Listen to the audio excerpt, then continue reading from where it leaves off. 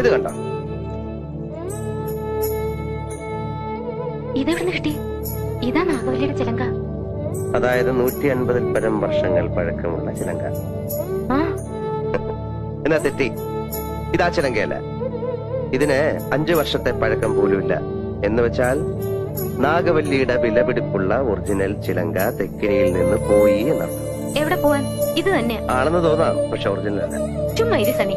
പുരാവസ്തു ഗവേഷണം എന്നും പറഞ്ഞ് ഞാനും കുറച്ചു വർഷം ഉറക്കം അടച്ചതാ. ഇത് അത് തന്നെയാ.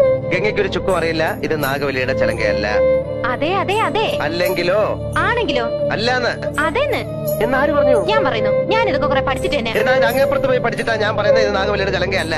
ചുമ്മാ കിടന്ന് തർക്കിക്കാതെ. ആരാ തർക്കിച്ച്? ഞാനാണോ? പിന്നെ ഞാനാണോ? ഞാൻ 1000 തവണ വ്യക്തമായി തെളിയിക്കാം, ഇത് നാഗവല്ലിയുടെ ചിലങ്കയല്ല. ഗംഗയ്ക്ക് ഒരു കുന്തം അറിയില്ല. എനിക്കോ? എനിക്കോ? എനിക്കോ? വേണ്ട വേണ്ട വേണ്ട വേണ്ട. നമ്മൾ തമ്മിൽ കിടന്ന് തർക്കിച്ചിട്ട് കാര്യമില്ല. പോയി പണിയോ പോ.